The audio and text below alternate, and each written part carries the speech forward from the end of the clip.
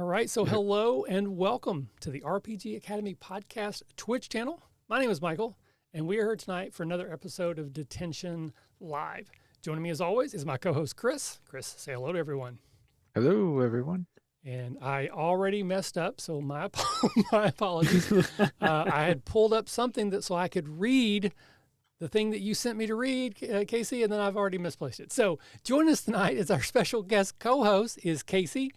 Casey is a producer and GM on the podcast RP Jesters, as well as an actor, voice actor, and writer.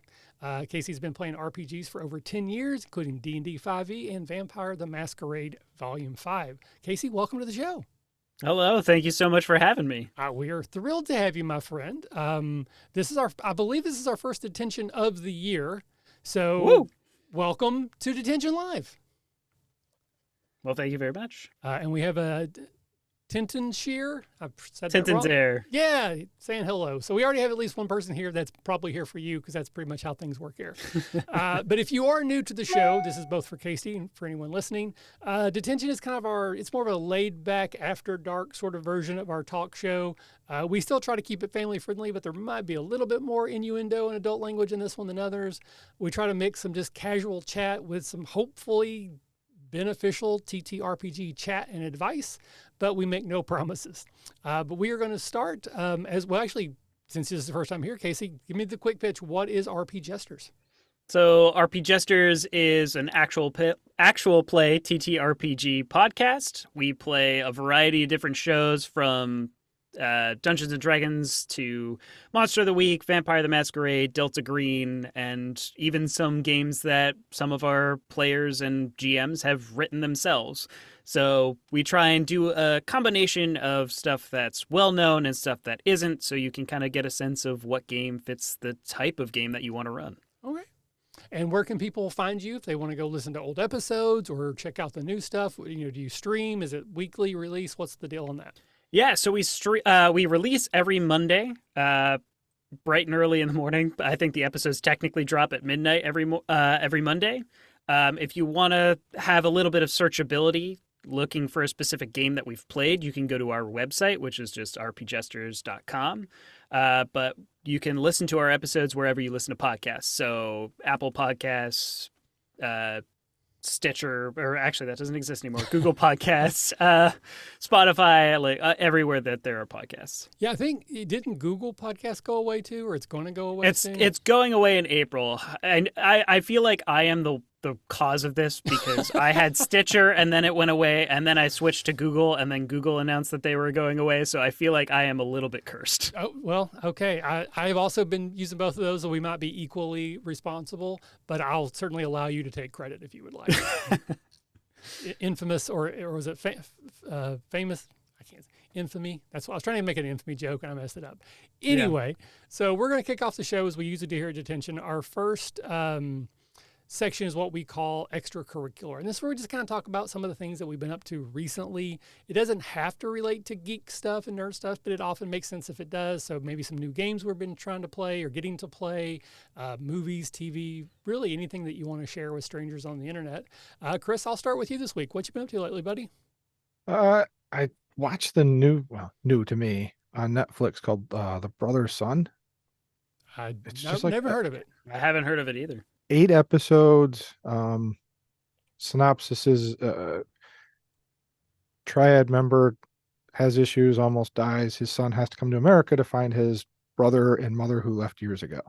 Okay. And brother and mother, the mother knows what's going on, but the younger brother doesn't. And he's, the typical kind of nerd that's going to college, trying to be a doctor and stuff. And it was a lot of fun because as I was watching it, all I could think about was how it very easily could have been somebody's D&D or role-playing game, because the brother that came over is your typical monk beating everybody else up. Meanwhile, the nerdy guy's like, oh my gosh, don't hurt me, and then would fall and knock things over. And the mom, the whole time she's got some skills or something, but you never really know what she's going to do. And it helped because it was the actress was Michelle Yeoh. Yeah. So you're like, oh, I know the actress does martial arts. So when is she going to start kicking people in the face? Yeah. You're just waiting for that moment. They did a good job with the plot and mixing in a lot of comedy, like the big kung fu guy who's known as the chair leg the assassin. His favorite thing to do is bake. Oh, yeah. So there's this tone where every so often all he does is just start baking, and you really know that his real goal is to be a baker. Which always reminded me of playing games with Caleb, because we inevitably made a sandwich or some cooking thing on the show. Pretty much every AP that Caleb's in, there's a sandwich scene at some point. Yeah. So again, a good show. The plot was well done. Gave you enough of who's really the good guy, bad guy, who's going to win type thing, and left you on just enough of all right, I want to see season 2. So I enjoyed it. Nice.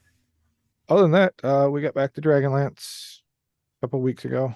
We played on a weekend. That was fun after having 2 months off for holidays and stuff, to jump right back into it. Changed a couple things like I always do. Of course. I know I had checked in with you before, but again, about how many sessions do you think is left before you wrap the campaign up?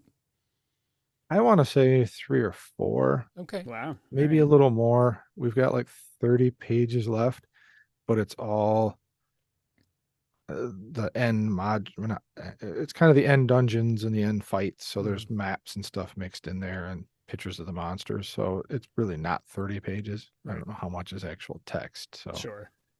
I'll pick your brain on one thing I did later, or if Okay. you want me to do it now, it doesn't matter. But there was a rules thing that I changed that I thought made sense, but we'll talk about that. Because again, we later, want to do so. like a full debrief when you're done, but I want to wait till all the audio episodes are also out so that we don't have to worry about spoilers. But we can record it as soon as you're done, but I don't want to air it until then. Yeah. So that, because I just think those are valuable. We haven't done a lot of those because very few of our campaigns make it that long to actually go to completion. They usually just die in the middle because of scheduling. So when we do have one that goes to completion, I like to debrief and talk about it. I just think it'll be kind of valuable. Also, because this is one of the few times you've ran a module. And so I'm kind of interested to see what your thought process on that was. Ups and downs, but we'll talk about that later. Okay. So, other than that, nothing really a ton new. As odd as it sounds, now that our son's in college, I'm not the scoutmaster. My wife and I have just taken a lot of time to just vegetate and relax. Yeah, That's it's like nice. we don't have to go anywhere tonight. Let's just relax and watch a little TV or read a book or whatever we want to do. So haven't been doing a ton of new things. Really listening to Ready Player One read by Will Wheaton. So okay.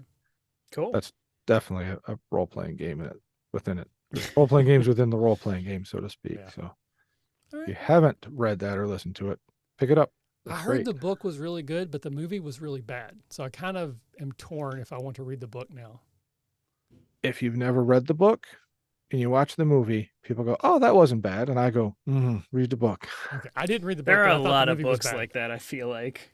Yeah, a lot of people I talk to like, "Oh, the movie seemed decent." I'm like, "No," but you have this huge book with all these different things from the 80s. I can't imagine how much it would have cost. Let's pay Hasbro for the Tomb of Horrors. Now let's play so and so for War Games and this and that, and I can't imagine how much that would cost. But I think the book is great. Okay. Well, I will take that into consideration. Yeah. All right. So Casey, what about you, my friend? What have you been up to? So one of the shows that I've been watching, which I'm not caught up on because I'm not really caught up on anything at this point. I don't know if either of you have seen the Peacock show, The Traitors. No, I have not. It's this hidden traitor reality show game. Okay. Which honestly, the game itself, I feel like needs a decent amount of work, but the reality show aspect of it makes you want to keep going back and watching the train wreck that is to come. But basically, it's like most hidden traitor games. I'm going to turn off my virtual background, actually, because it is making me disappear more than it's actually helping. But it's basically this hidden traitor game where you there are 3 traitors and everybody else is innocents, and every time they basically get put on challenges, and the challenges that they go on basically earn them money for the prize pot at the end of the game. Okay. And so everybody is trying to make the money, because if there's a traitor left in the end, then the traitors are going to win the money. But if there's not a traitor in the game, then the rest of the innocents will win the money. Okay, so it's like if I'm a traitor, I get all of it. If you get me out, you split it, kind of a thing. Yeah, but Okay. what ends up happening with it, because the traitors are also trying to win the money, it's so much harder to try and find the traitors because they don't really do anything necessarily super suspicious. Okay. Because like in Because most like there's- deduction games, the traitors have to do a thing. They have to like work against Right. the party in some They're way. Or they lose. sabotaging in Right, some right. way. So you can But kind that's- of figure it out or have some avenue to figure it out. Right. So they basically vote off people solely on vibes, Ugh. and it just ends up kind of descending into chaos for the most part. And then like what ends up happening is like either the traitors start to like feel bad because they're hurting the people that they're pretending to be friends with, and that's how they end up getting caught. But quite frankly, like, I think the game itself needs work, but I still enjoy watching it. And then I guess the other thing, I've been reading like all of Brandon Sanderson. Okay. I'm almost caught up on everything. I think the only thing I haven't read at this point is The Sunlit Man, which is the most recent one in the year of Sanderson, because he had that big Kickstarter that released all of the books that he wrote during COVID. But his magic systems are so like unique and interesting. The most recent one that I read was Tress of the Emerald Sea. I've heard it's not really connected heavily to the rest, but it's really, really good. So I'm actually interested in that one as well. It is super good. Like that whole magic system is based off of like these spores and their interactions with water. And like they have several different seas that are made of the spores. And basically boats can float on them because there's air that kind of shoots up from the seabed, creating like basically making the spores a fluid. Okay. And then there are times where like the air just stops and your boat's dead in the water until it starts back up again.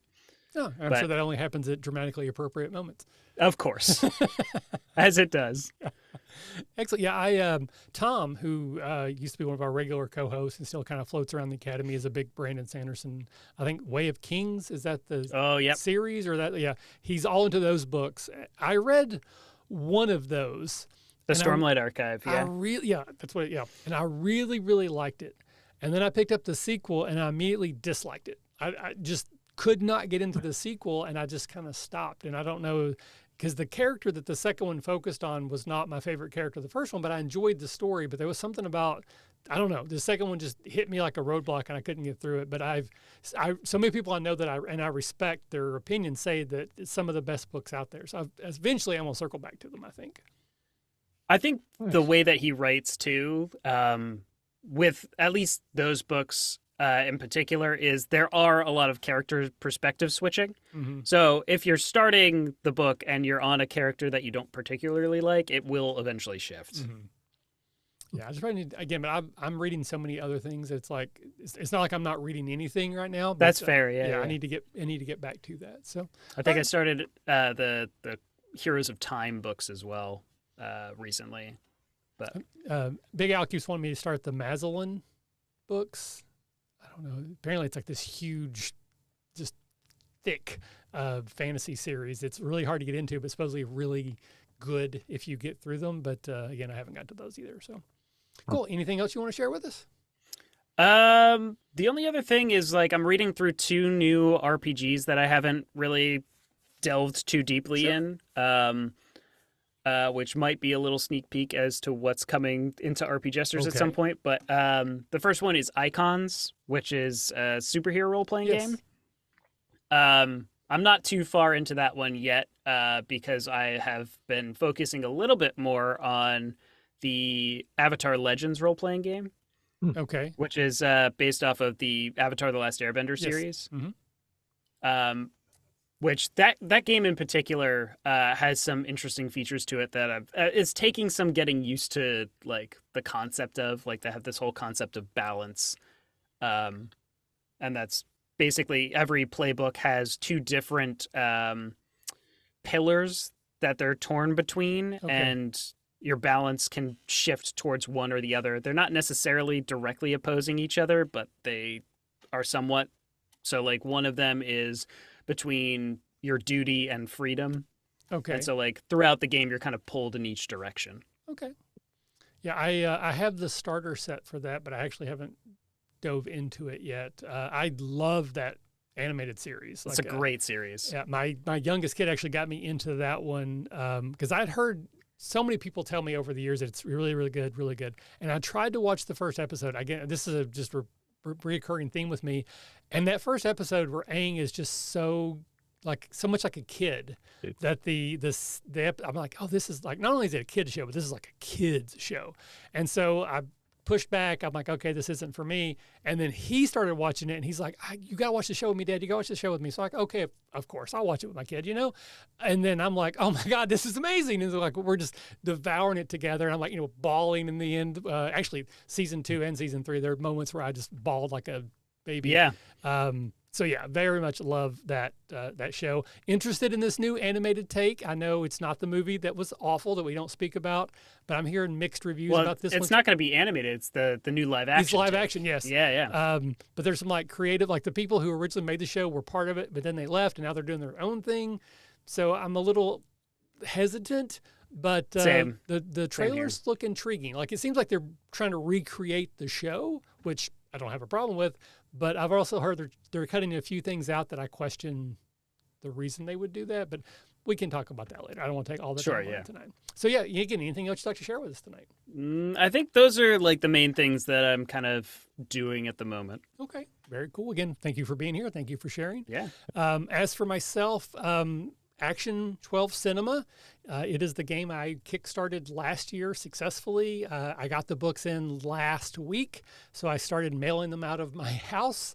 It's a lot of work because I'm double, triple checking everything because I'm doing it all myself. I was nervous. It's my first Kickstarter, and it wasn't that many books. I think it's like 160 I have to mail, which is not nothing, but it also isn't like, a Come On or a Cypher System, Kickstarter sort of thing. Right. So I'm like, I'll handle it. It's a lot, but it's very exciting to be to that point. And I was able to get distribution through IPR, Indie Press Revolution. So the book will be available nationwide, online, as well as in certain retailers. I guess if a retailer wants to buy it from them, they'll get it and then they'll sell it and blah, blah, blah. But it's very exciting. So I've been dealing with that a whole lot. And actually, I'm in a very small kind of town now in Corbin, Kentucky, and I'm just now starting to make sort of connections. And I met a guy who works at the newspaper who's also a gamer. And so he's going to do an article on me. That's really cool. Yeah, on Sunday. So I'm going to sit down with him and do an interview. He wants to talk about the podcast. He wants to talk about the convention we run as well as the game. And then I've getting ready to start role-playing a Marvel Multiverse game with the library director, who I just met as well. And they're going to do like a Meet the Author kind of night at the library for me as well. I'm such in a small community. There might be like 2 other people who care, but it's still kind of exciting for me to have that sort of situation. So that's very exciting. And then probably the other big thing is I started TikTok. For a long time, I was like, I'm too old. I don't want to try starting over again. But I've been watching a lot of TikTok, and so I'm like, all right, I'll try. So I started this week. I think I have 4 videos up. I think my account is actually like MKR2222, but my name is the RPG Academy, so I don't know what you have to search to find me. I don't know if it's the MKR or the RPG Academy. But if anybody does like what I share here and you want me to just struggle, because I talk a lot. That's kind of my thing. So short form content is not in my in my repertoire. So I'm making incredibly long, boring TikToks that no one's going to watch, but they're there if you want to try. So find me there if you're interested. And then I think I mentioned Chris and I are going to be at CincyCon, not this coming weekend, but the next one, which is a convention up in Cincinnati. It's not Sin City Con. This is CincyCon. Those are different. The one that we're going to is traditionally more of like a war game miniatures convention, but over the last few years, they have sort of been moving more into board games and role-playing games. And this is the first year where they've actually had more events that are not war games and minis than they do minis. So they still have a lot, but the balance is shifting into the RPG board game space. And I'm going with my boys. Chris is coming down, and then we're actually going to crash with Jared, who's another member of the faculty, and stay in his basement and play games all weekend. So I'm very much looking forward to that. That sounds like a pretty good weekend to me. Yeah, very, very exciting. All right, so that'll do it for extracurricular. So we're going to move into 10 things. And this is our first improv, sort of little silly game that we do here. The idea is we're going to take turns prompting each other. So Chris will prompt Casey, Casey will prompt me, I'll prompt Chris, or doesn't have to be that way, but one to one. And the idea is that we're going to try to come up with a list of 10 things that fit the prompt. So it could be like, 10 favorite books, 10 movies, 10 characters, 10 things you might find in a goblin's war chest, just anything that we want to come up with. Chris, do you have a prompt that you would like to use? And if so, would you like to prompt Casey or myself? Oh, switching it up. I'm going to give Casey the option. All right. Oh, you threw me off. I can give one. All right. Guess, Casey, you brought up reality TV. So how about 10 things you like about reality TV, or 10 things in reality TV? That'd be easy. Ooh. Okay. We'll go with betrayal. 1. Heartbreak. 2. Sobbing. 3. Romance. 4. Lust. 5. Attractive people. 6. A place that people can't leave. 7. Hunger. 8. Crazy outfits. 9. And a lack of communication. 10. Yay. Was in fact a list of 10 things. I'll quickly share here that when Survivor first came out, I was really big into season 1 Survivor. Absolutely loved it. Just devoured that show with my wife. I've kind of fallen off. I don't watch much reality TV anymore, but we loved Survivor when it first came out. And my wife told me, like I was talking about, like anyone does. I'm like, how would I do? What would I do? And my wife deadpan looks at me and goes, well, you're not old enough to be the old guy and you're not hot enough to be the hot guy, so you can't be on Survivor. Oh my God. Oh, but the thing is, joke's on her. I'm now like 30 years older, so maybe I'm old enough now to be the old guy. I'm getting there anyways. Yeah. All right. So the way it will work, Casey, you will then prompt me for my list of 10 things, and I will finish off with Chris. So what do you have for me, sir? All right. 10 different types of people that you see at a con. Sweaty. 1. Goofy. 2. Influencers. 3. Desperate game designers. 4. Improv theater troupes. 5. Cosplayers. 6. Creepy cosplay watchers. 7. The people with the backpacks that don't realize they have backpacks on. 8. Perpetually hungry. 9. Dice chuckers. 10. Yeah, yay! There we go. That was, in fact, a list of 10 things. All right. So, Chris, okay. So this actually might have been before we went live. You were talking about first dates. Mm-hmm. Where would you, if you had to do it all over again, 10 places you might take a first date? Ooh. Yeah, movie theater. 1. Yep. To a beach. 2. 2. Backseat of my car. 3. 3. I'm surprised it took you to 3 to get to there. Yeah, well, slow burn. Let's see here. We'll go shopping. 4. 4. We'll go Paris. 5. 5. Your backyard. 6. Let's see. Your backseat. 7. 7. We'll go. Where else would I like to go? On a space shuttle. 8. 8. Impressive. Submarine. 9. 9. And let's go someplace nice like the Bahamas. 10. 10. That was, in fact, a list of 10 things. All right. So now we're going to move into used books. This is generally like sort of the largest portion of the show. I like to call it the meat and potatoes. It's where we normally spend the most amount of time, but that does sometimes change. And the idea here is that one of us, it's Casey, is going to talk about a game or campaign that we played or ran in. And what we're looking for are like lessons learned. Maybe something that we tried for the first time as a DM that failed spectacularly, but we learned from it. Or maybe something that went so well, we now try to incorporate it in all the games we go forward. So Casey, do you have a campaign or game you could talk about tonight? I do. It's actually one of the games that I ran on the podcast. It was Power in the Dark. And this is one of the first times that I've had a campaign run as long as it did, and that's partially because we release an hour-long format, so it takes a lot longer to get where we're going. Sure. I think I was getting to the point where combats just felt really stagnant, and they felt like they kind of just, are the same every time. It doesn't really matter what you're fighting, like even with spellcasters or like other monsters that just kind of hit. It just feels very repetitive. Okay. As you go on, especially in Dungeons and Dragons. So we got to a point where I decided to try and do a different kind of encounter that was kind of combat oriented, but not in like the traditional way. Okay. Where it was more of you have a task that needs to get done quickly in this certain amount of time. So basically, in this situation, there was a piece of equipment. I don't want to go too much into spoilers, but there was a piece of equipment that was blowing up and fire was spreading around this one particular area. And the party needed to figure out a way how to put out the fires and turn the machine that was blowing up back on. Okay. And they had to do this all while they were maintaining invisibility.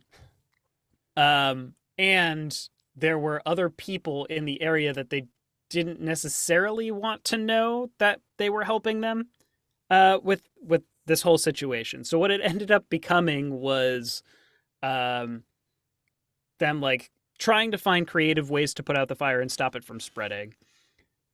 And also like directly helping the people who were there by handing them like fire extinguishers, and then having to backtrack later and figuring out how to justify what happened to everybody with the floating fire extinguishers that were just being handed to them. And it turned into this like hilarious thing where one of the players decided to pretend that they were Baharagrit, the ghost of the machine, and that they were one of the people who was theirs dad, and like it turned into this whole huge lore thing. But from the feedback that I got from it, like it was actually an interesting encounter again. It was another different way of thinking about what an encounter should be. It doesn't always have to be like the brute force fight and everything like that. It can be something where you really have to think creatively. And for me as a GM, it like really made me think, oh, we need to like, we as in me, I need to be a little bit more open in terms of like what the players can actually do, because for the longest time as a GM, I was very much a rules lawyer of being like, this is what the rules say, like this is how we can play it. But Rule of Cool can really bring about some of the funniest situations as well as some of the coolest situations. All right. So I want to make sure I understand. So what was the name of this campaign you were playing? The name of the campaign was Power in the Dark. Okay, so for some reason I thought you meant that was the name of the system. So this was a D&D campaign. Yes, this was a D&D 5e campaign, and the campaign's name was Power in the Dark. Totally understand. I name all my campaigns as well. I just simply misunderstood because I just want to make sure I had a concept for how combat works. It's traditional 5e, D20s, 20s are better. Okay, that kind of thing. All right, so Chris, I'll go to you first. I know you've played more Star Wars than D&D lately, though you've been playing the Dragon Queen, so you got some recent examples. What sort of things do you like to do to try to make combat more interesting than side A, side B, hit each other till somebody dies? Similar to what you were talking about, I've put different objectives in there. Yeah. Usually I do something like, well, hey, the princess is in the middle that you're trying to save. Good luck, spellcasters. Don't just drop fireballs in there because you're going to hit her. So to try to make them think about that, sometimes I throw in class levels on creatures. So, oh, here's your kobold, and you hit him and he laughs. And you're like, uh-oh, that's not a normal kobold. That way the players have a different reaction versus just the standard, kick the door in and smash things. I also try to set it up a lot with the environment and the scene. Yeah. So they don't necessarily just want to kick the door in because they're not sure what's behind it. or they know it's behind it and they're more worried about it than just, sliding through the door quickly. Like in the Dragonlance game, Lord Soth comes into it. That guy. Nope, that guy. Backwards in my head. Which, if you know the lore of Dragonlance, he's not somebody you're going to go play with when you're third level. Like, you don't even want to go near him. If you can run as far away from him as you can, is what your goal is. So when he popped up in the module, the players went, uh-oh. And all of a sudden it's like, oh, you have to go down there, but Lord Soth's down there. And that changed the whole tone of what they were doing to, we have to go down here, but we're not going very fast. Mm-hmm. Can we drag our feet? What's over on that wall? What's over here? I'm going to search every door for traps. And I find that kind of fun, to make them think a little bit more. I also like to throw in random objects that they might want. That way they might get distracted, especially if you have a party member that loves shiny objects. Oh, look, the kobold has a nice shiny sword and he dropped it. So now that player has to make a decision. Do I keep attacking or do I go after the shiny thing? Which then sometimes I'll make them roll a save. Hey, roll kind of a will check or whatever system you're rolling. That kind of thing. What are some of the things you do, Michael? Well, I want to circle back to what you talked about with Lord Soth, because that's something we've touched on before, that in D&D specifically, it's kind of hard to scare players. Like D&D is not I was going to say the same thing. It's not a great system for horror, because horror is based on power dynamics. You do not have as much power as the thing that you're fighting, whether it's an unkillable nightmare creature or a guy in a hockey mask that can't be killed, right? But in D&D, you have so many resources, it's kind of hard to ever feel like you're completely not in things. And it doesn't really work to be like, oh, there's a dragon. Like, that's not scary, but it is scary when you're like, there's a dragon and you have to go near it, like with what you did with Lord Soth. So to me, that's like, I'm not going to say the only way, but that is probably one of the only ways, or one of the best ways to instill fear in a D&D player, is to let them know you're really overmatched, but you still have to go in there. So I don't know whether it was you, the module, or a combination. I applaud you, because that is one of my few ways I would say is a good way to do that. Casey, did you want to tag on that? Yeah, I was just going to say, I think learning from other systems as well, like specifically trying to scare the players, it's incredibly difficult. I ran a different game at one point where the players had to go into this one area that is completely guarded by a shadow dragon. And like, I let them know, like, this is not something that you can actually fight right now. It is something that will kill you. And it got to the point at one point where one of the players like attracted it enough to the point where it was going to come after him. And they just barely made it into like the cave where everybody else was when it crashed into the wall, collapsing it. So it separated the two of them. Mm-hmm. But I think you really need, I hate to say it, but like in a sense, you need a little bit of metagaming for that to even kind of work, to know that you aren't strong enough to fight those things. Yeah, no. And again, I think metagaming, I don't think you can play D&D and not metagame. I think that's part of the game. Yeah. But it's like a tool. It's not inherently a bad thing to do, but it can be a bad thing to do. But it can also be a good thing. Like I mentioned here before, I told my players, this was years ago, I said, hey, just so you know, I think we ended like right before a fight. And so I said, you might want to come with a backup character. Like, I'm not saying you're going to die, but saying you might want to have a backup, because if it does happen, that way you can jump right in. We don't have to, stop playing. I knew they weren't going to die, but I instilled in the players the fear that maybe their characters were going to die as a way to kind of cheat and make their characters act like they were going to die. And I wouldn't do that all the time, but it worked really well that time. So that's how I kind of use metagaming against them a little bit to help instill the fear that's very hard to do. So, for sure. So I've said many times, I love skill challenges.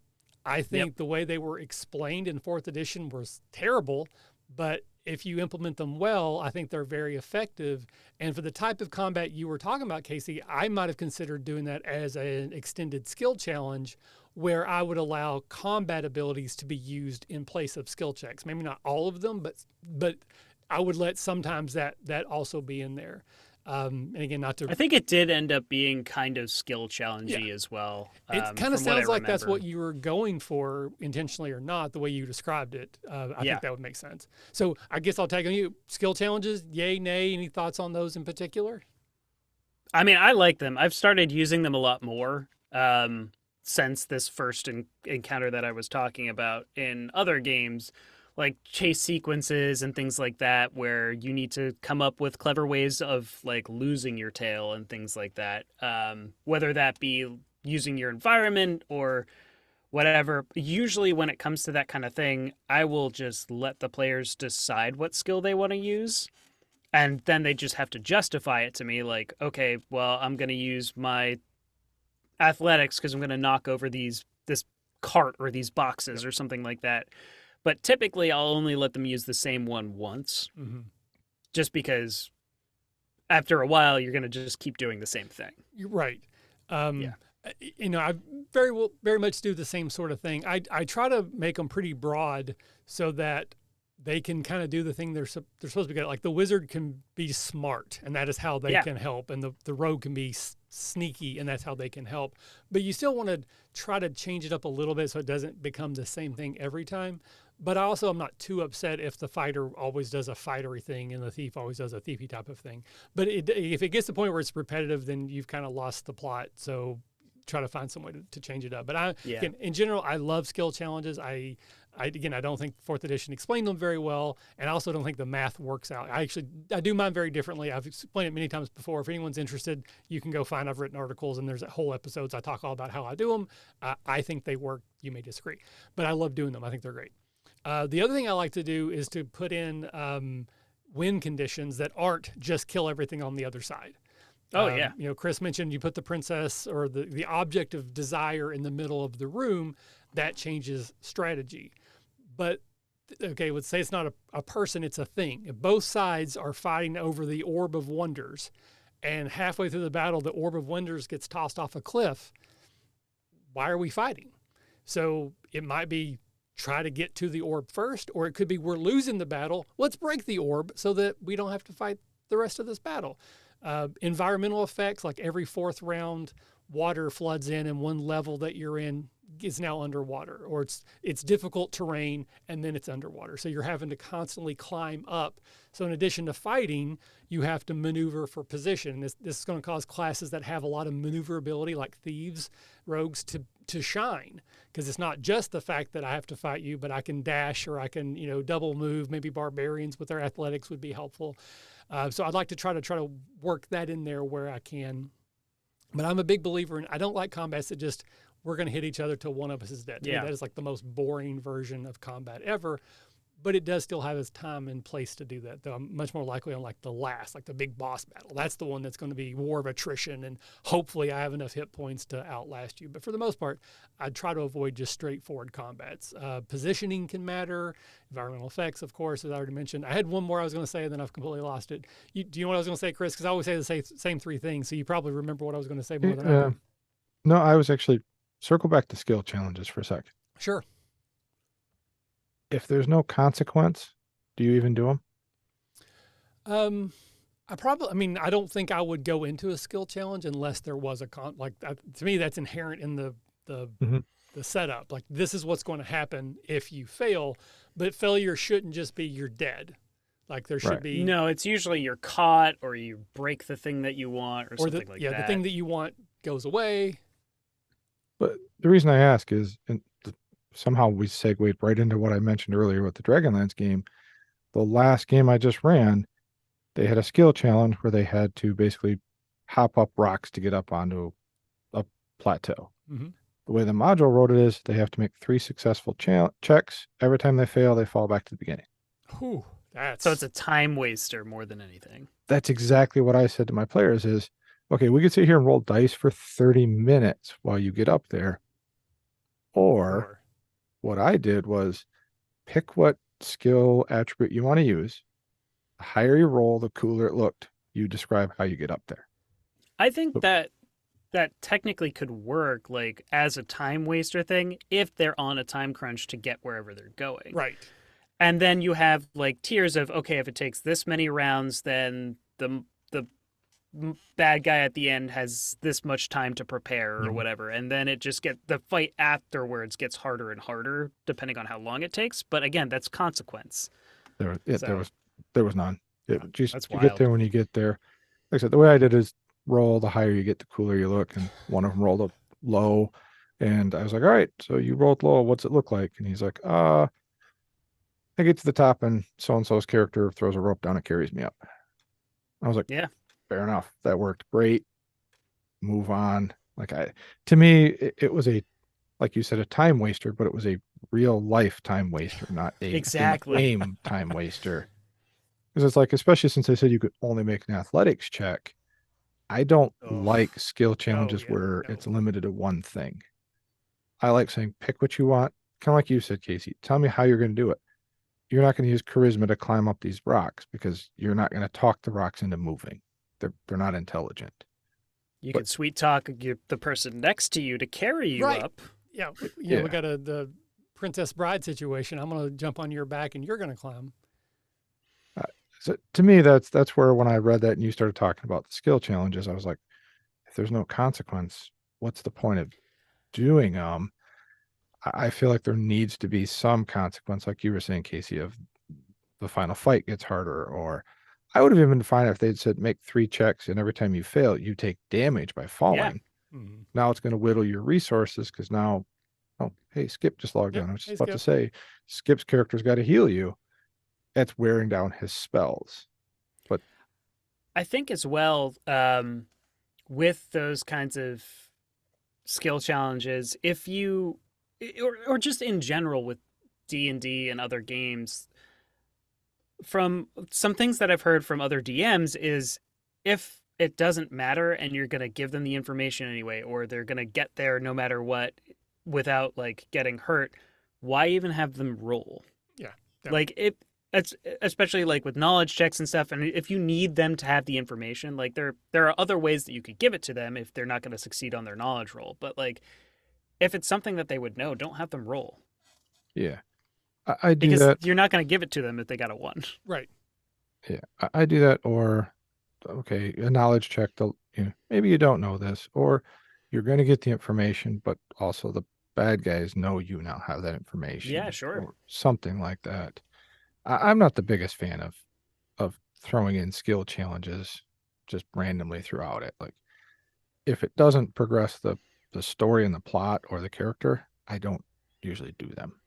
I think one of the things that skill challenges do specifically that other combat doesn't necessarily do is it really gives the players the narrative reins where they can fully describe what they're doing if they succeed, right? Mhm. Because, or it gives you a little bit more creative reign as the GM to explain a little bit more and describe a little bit more.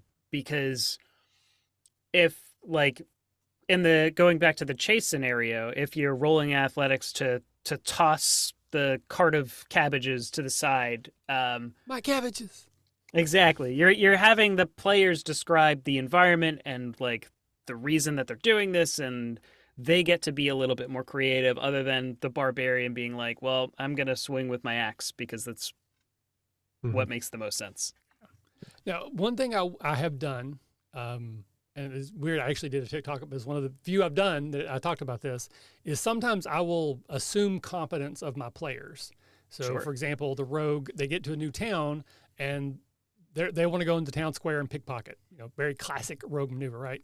Right. I may assume that rogue is going to be successful. That's just, they're going to be able to do that because they're good at what they do.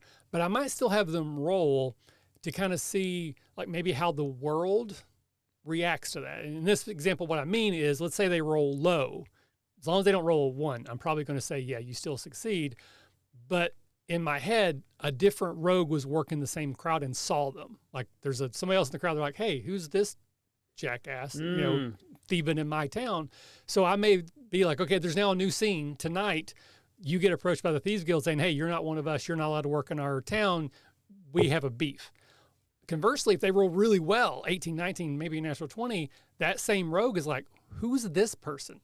They've got some skills. So maybe that night they come to him and say, hey, you should join our Thieves Guild, or there's a specific job I've been holding off on because I need somebody, and I think you're the person I need. Yeah. So it kind of helps me as the GM, like, be creative. It's like an improv prompt for me. Like, so the rogues still did their thing. I'm not going to have them get caught by someone in the town square, but the world reacts to the high or the low roll. So I will do that on occasion, but that's just if I decide I want to, like, test myself as like an improv sort of prompt. Because I can always ignore it too. Just like, okay, roll. Oh, I got a 3. Oh, but you get away with it. No one saw you. Then why did I roll? Interesting. I don't know. Why did you roll? And then you just figure out what that means later. Yeah, and then that also leads to the thing that we were talking about earlier with tension and scaring the player. Like, well, you didn't see anybody notice you. Nobody's approached you yet. Mm-hmm. But they know that they rolled low, so they're like, okay, what's going to happen? Right. Yeah. And again, so it's like, again, back to the metagame thing. Like, you're using the metagame against them because they know what they rolled, and something bad should have happened, but it didn't. Yet, exactly. And I'm a big, again, I've mentioned this many times, but like my favorite GM tip is when you're not sure, just lean in and smile and go, that was weird, right? And then just wait, and hopefully before you play again, you have time to go backwards and figure out what that meant and what you were doing. So I feel like we lost the plot a little bit because we were talking about ways of making combat interesting. I think we segued into making skill checks more interesting. So I want to go back to combat to give you a chance. Was there anything else that you have learned from that you take into future games? Again, and not every combat has to be a master plan. Sometimes you just fight 4 goblins because it's fun to roll dice and kill goblins. That's part of the part of the fun of D&D. But if you're trying to create something that's a little bit more intricate, are there any other things that you've learned from that you try to do, or for certain combats you'd like to bring in that you'd like to share with us?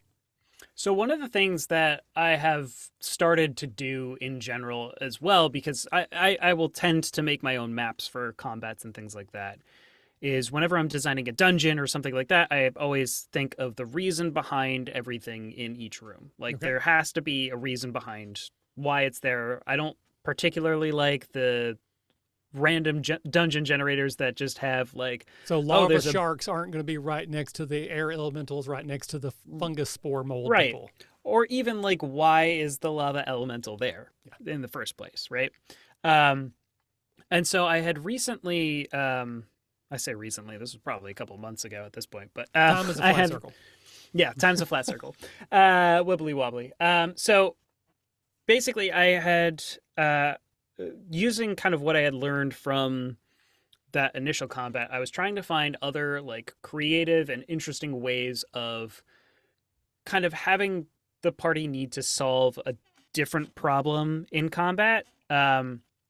And the one that I had come up with after that was basically there was a trapped Marid, the water genies. Okay. And they were basically guarded by a bunch of different runes that would do different things to attack people trying to free it. And they'd had to go around and destroy each rune while...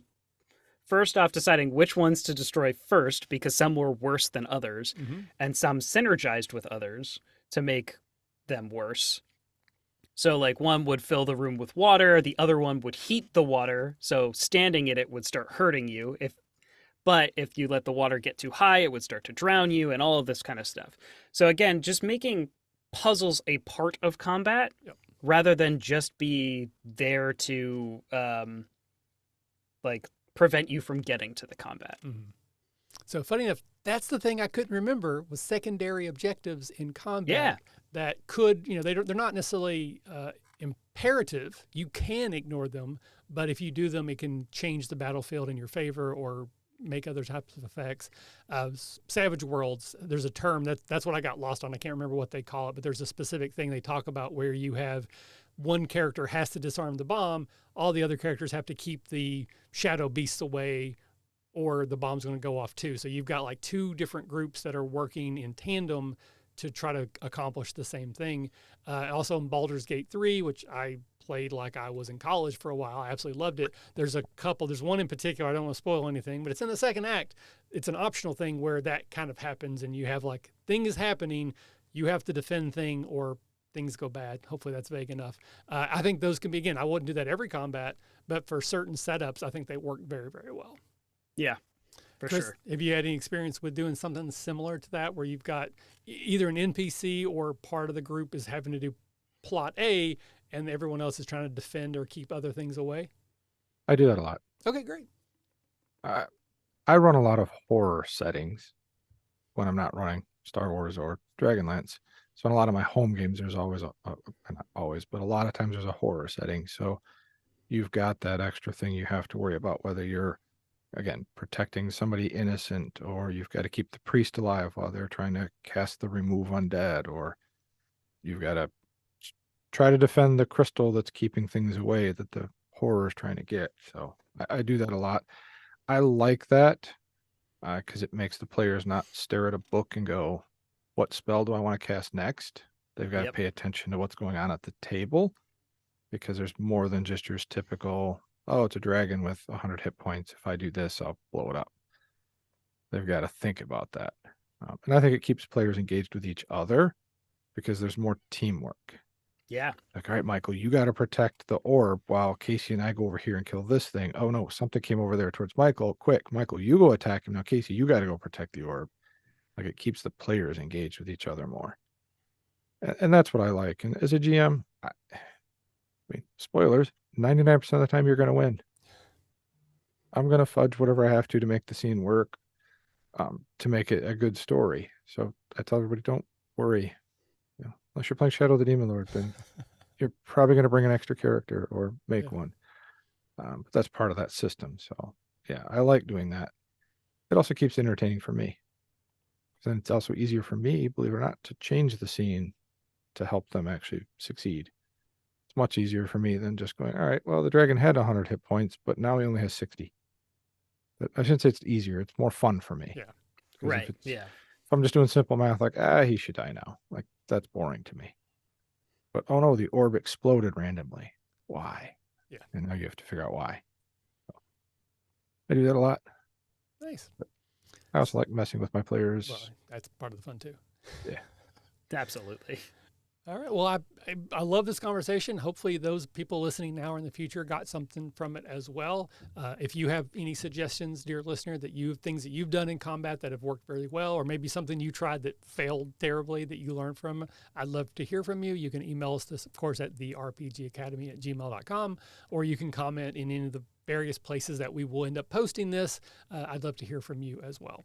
But we're going to move on. We're going to do our second improv game. This is everyone's favorite one. I say with an asterisk. It's called Where Have My Fingers Been? And in this scene, we're going to once again take turns prompting each other in turn. You're going to get prompted to create a short scene that involves two or maybe more if you want to get frisky and bring in a third person to fit the sort of the scene. It helps if you have a beginning, middle, and end. I often leave at least one of those out because I think it's funny. Casey, you're the guest tonight, so you get to choose. Would you like to go first in terms of prompting Chris or I to start, or would you like to go first in terms of being prompted to do your scene? I'll be prompted first. Let's go with that. All right. So, Chris, do you have an idea for Casey's prompt, or you want me to come up with one? You go for it. I've got one for. All right. So we are contractually obligated that we have to sing the song first. So I know you had a chance to listen. Do you know the song, or do you need me to prompt you on the song? Go ahead and prompt me, just so I'm not embarrassing myself for the Where contract. have my fingers been? I said, where have my fingers been? In whatever way you would like to sing that, please do that first. Where have my fingers been? Where have my fingers been? Your fingers are right outside the door of a big bad monster that they have to face, and they're trying to figure out who goes in first. I think you should go in first, because you are the big and brawny one. Actually, I think it would be best if you go in first, because you are the sneakiest one and most likely to not get hurt. But what you are not accounting for is that I have a wife and kids, and if I died, then they would be left all alone. What you aren't accounting for is that that's a lie. I know you're single, and quite frankly, it's very rude of you to lie to me. Okay, I'm very sorry, actually. I know that was very rude, and I don't want to be rude to you. No, you shouldn't be. Yes, I know, I'm sorry. Should we, perhaps go in together? Yeah, sure. Let's go in together. All right. 1, 2, 3. Silly boy. Excellent. Fantastic. That was amazing. Again, I love voice work. From Kentucky, I barely speak English. I can't do any accents at all. I'm always impressed and love when people can. So thank you for sharing that with us. Of All course. right. So the way the chain will continue, you will now prompt Chris. So Chris, you must sing the song, please. All right. Where have my fingers been? I said, where have my fingers been? All right. So Casey, where has his fingers been? Okay. You have a bride and her maid of honor are trying to deal with cold feet. I don't know what I'm going to do. Well, it is your day. You tell me what you want to do. I'll cover you out the back door. You really want to use the back door? You don't think that's where him and his buddies are drinking? Oh, that's a good point. Maybe we should sneak out the side door. No, that's what your mother is at. You know, she's out there trying to catch your dad smoking. You're right. Why does he always do that? I don't know. Why am I getting cold feet? Well, maybe because you're wearing glass slippers and you should have had socks. That's a great point. And that's where my fingers have been. So fun fact, I'm happily married. Probably my marriage is as good as anyone could ever hope for, right? But my best man, right, like the music is playing. We're standing just outside. We're about to walk in. He looks at me and goes, "It's not too late. Oh, jeez. We can leave right now." And thankfully I said no, but I think that's what the best man's supposed to do. I don't know. But anyway, just thought I would share. Okay, so it's now my turn. So Chris, you get to prompt me. But first, of course, I will sing the song. Where have my fingers been? I said, where have my fingers been? Two people watching Survivor for the first time. Ooh. Fake. This is all definitely fake. Like they're all actors, and they're just like, I'm sure, like right off camera, they're getting like Snickers bars and beef jerky, and like it's just so fake. So you want to do it? Yeah, I want to do it. I definitely think that I could do this. I think it'll be cool.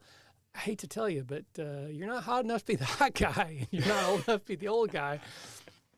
Someday I will be old enough because I'm definitely never going to be hot enough. True that. And that's where my fingers have been. Yay! Hey. So Like you didn't act that. You just relived a moment in your life. That's what we call a callback. That's Chris. exactly. Rule of 3. If we do it one more time, it'll be funny. So one small change that we have made this year to the show for anyone who has listened before, we are no longer going to be doing cryptozoology. Boo, yes, I know. It's one of my favorite things that we do. But the goal is we're going to try to bring back Summon Monster, which is a podcast we were doing for a little while, where it's basically was cryptozoology spread out and a little bit more in depth. So hopefully that we're going to bring that show back, and then it kind of becomes redundant. So we're basically going to move into the very last section, which is audience Q&A. We do have a few people that have been hanging out with us. For those of you who've already chatted, thank you so much. We love that you're here. If you're lurking, that's always welcome. But this is an opportunity for you to ask a question that we will answer. We do reserve the right not to if you ask something we think is incredibly personal. But if you want to ask us something about gaming, we'd love to hear it. There is a little bit of a delay, so while we wait for maybe any questions to come in, Casey, one more time, where can people find you? Where can they find the podcast? Are you on socials? Plug, sir. Yeah, you can find my personal stuff at Casey_Reardon on Instagram and TikTok. I do voice acting stuff on TikTok, and my Instagram is just kind of a little all over the place. And then you can find RP Jesters wherever you find podcasts. We're also on Instagram, TikTok, YouTube, Facebook. We have our website, www.rpjesters.com. And hopefully we'll be adding some fun merch to that website soon. Nice. We have a GoFundMe going right now as well that is trying to raise a little bit of money to have our podcast LLC'd so that we can start making some money off of it. So very cool. Well, best of luck with that. Now, so I think from what I understand, you do multiple like seasons or campaigns. What is your current campaign? If people jump in right now, what are they going to be listening to? Where should they start? Yeah. So right now we are playing Vampire the Masquerade V5. The title of that campaign is Midnight Gravity. You could start at episode 1 for Midnight Gravity. We are currently, I think, have 17 or 18 episodes out right now of that particular show. If you're looking for Dungeons and Dragons, that's Power in the Dark. That is a completed series that is a total of like 78 episodes long. And then we have like a bunch of other shorter form stuff. We have Delta Green, which is about 10 episodes, which that one, I can't remember the name of the Delta Green campaign. Operation Frozen Dark, that's what it's called. And then we also have our Into the Whalestrom, which that is the Scum and Villainy campaign that we have. Oh, very, very nice. So once again, anybody listening, if you have questions, now is the time. Chris, where can people find you? Anything you would like to plug, sir? Find me on Discord. The RPG Academy Discord is usually where I can be found. I'm also on Rook and Rasp now. Oh, nice. So we're doing some stuff over there. It's really engaging community too. They're pretty open and fun. Otherwise, you can find me tomorrow night. Should be doing DragonLance again, unless life hits us. But so far, everybody's confirmed, so that'll be fun. Not really doing Twitter much anymore. I got real bored over there. Put Blue Sky on, and I've only been on it twice. I just don't do much with social media, so. But find me here or on the RPG Academy Discord. All right. And again, one last call for questions while we're waiting. Again, I am on Blue Sky, though I don't check it very often. I just started the TikTok thing. It's going well. Again, I'm not setting the world on fire in terms of followers, but I never do. As long as I'm having fun, I'll keep doing it. But really, Facebook is probably the one I'm on most often. So if you want to try to reach me there, our Discord is still my favorite corner of the internet. If you want to be part of that, all you do is ask me. I will send you an invite. It's just not open because when we first started, we had a bunch of dumb people jump in and spam and stupid stuff. So we shut it down. But anyone can join that wants to, but we just have like an invite process. And again, Action 12 Cinema, if you're interested in supporting me, that would be the way to do that. You can pick up your copy PDFs, $15, or you can get a copy and PDF for $30. You can do that directly from my website, or you can go to IPR. I actually make more if you do it from my website, but then I have to figure out how to send you the book, and IPR will do that for me. So either one, I'm not going to be upset either way that it goes. And then I do want to plug, we've done just a few of these tabletop draft episodes where we brought in guests, Lee Wanika from Tabletop Journeys and Kevin Stacy from all the stuff he does. I can't remember right now. I'm sorry, Kevin. But we're going to do another one. We're actually going to stream it live. So next time we would normally have a detention. So that's 2 weeks from tonight. We're actually going to do a draft. The way we have set it up, whoever wins the draft gets to choose the next draft and gets to be the draft master. So that is Lee Wanika, and he has decided that our next one will be the best vehicles from the 70s, 80s, or 90s live action television action shows. So think like Fall Guy, A-Team, Riptide, so on and so forth. That's going to be a wild and woolly one. I'm really looking forward to that. So you can find that here live 2 weeks from tonight. All right, Casey. So unfortunately, we didn't have any questions come in. That does happen sometimes. But we have one question that we always ask everybody. So we will ask you tonight. Imagine you're being turned into an action figure. So you're not really being like morphed into a one, but they're going to make a Casey Reardon action figure. What are the 3 things that are going to come like your accessories in the package? Ooh, that is a good question. I would say a microphone, a bottle of mead, and number 3. I guess let's just go with a D20. Fair enough. Great. Well, Casey, I really hope you had a good time. I had a great time talking with you. Hopefully people listening got something from it as well. One more time, where can people find you and your work? Yeah, you can find my personal stuff on Instagram and TikTok at Casey_Reardon. And then you can find the podcast, RP Jesters, wherever you find podcasts, or on social medias, just at RP Jesters. Fantastic. And again, as always, I'll put links into the show notes. So if someone is interested in come and checking your stuff out, I'll make it as easy for them as I can. Great. But again, thank you for being here. Chris, as always, buddy, thank you for being here. And always. we will just sign off as we always do here at the RPG Academy and remind folks that if you're having fun, you're doing it right. That's it, sir. Thank you so much for everybody, and we'll see you next time. Bye-bye. Bye.